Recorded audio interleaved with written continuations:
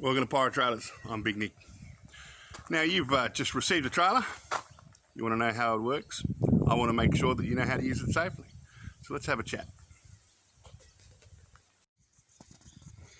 So you've just received a trailer. It could potentially have been sitting on a truck over 1,000 kilometres or for a couple of days just vibrating. When anything sits and vibrates for a long period of time, everything settles. Things can loosen up. So it's really important that the very first thing you do before you use your trailer is double check to make sure everything is tight, including the wheel nuts and particularly the couplings or tie downs that hold your IBC in place. Double check to make sure your spare tyre is tight. Double check to make sure your hose hasn't moved. You have very strong brackets there. There's no reason for them to move, but double check. Make sure that your pump is still nice and engaged. It's attached directly to the frame. There's no reason for it to move, but double check. Whenever you use your trailer, make sure that your hitch, this nut here, is tight.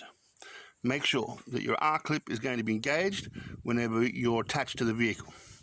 Your safety chain must always be attached to the vehicle. If you're a registered trailer, obviously your lights have to be on as well. Make sure you plug it in and double check the lights at the back are working. That's your responsibility. This unit here is your handbrake, also your mechanical brake. Whenever the vehicle is stopped, or whenever the trailer is not attached to the vehicle, I should say, make sure your handbrake is on. That tightens this cable, which pulls the mechanical brakes on the hubs closed. It means that when the tank is full of 1,000 litres of water, that the thing can't run away from you. Put the handbrake on before you detach it from the vehicle. This is your jockey wheel. Stops the thing from falling down. When it's full of water, you cannot lift it if the jockey wheel is in place. So when you detach it from the vehicle, use the jockey wheel, put it into place, wind it up gently. Then put down your rear support leg. Simply pulling this out, dropping this down, and adjusting the height with this nut. Then when you attach the vehicle, immediately after putting that jockey wheel in a horizontal position, make sure the very next thing you do is put this in the upright position. If you drive away with that down, you will tear it off. So operating your fire trailer. This is a Honda GX pump. You have an on-off button, on-off switch here. Make sure you start in the on position. This has never had oil put in it. Oil goes in there. Your dipstick is on this side.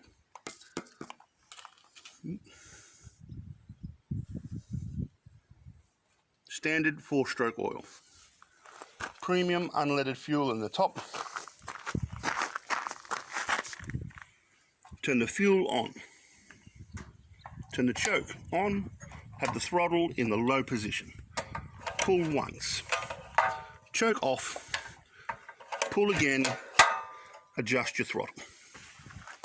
When you do this, make sure this tap, which is on the back on this model trailer, is in the open position.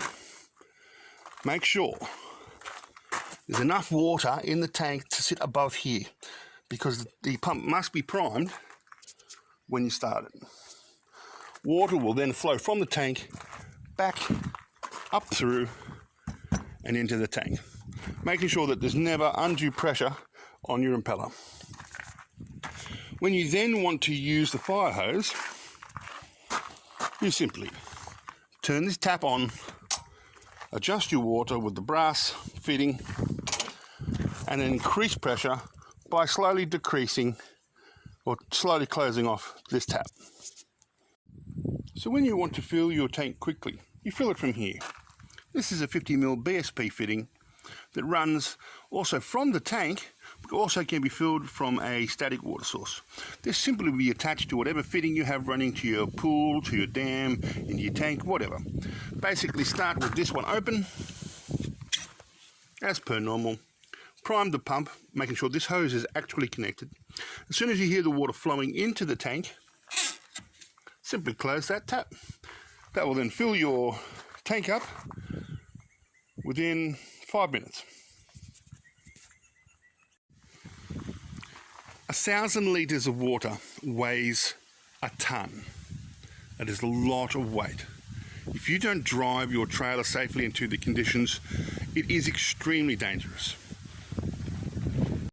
So I hope that answers all of your questions. I hope that you never have to use your trailer to fight a fire. But if you do, just remember, don't put yourself in between a major bushfire and your house. If you need to put out spot fires, that's what these trailers are for. If you need to do some backburning, that's what these trailers are for. If you need to move water for animals, that's what these trailers are for.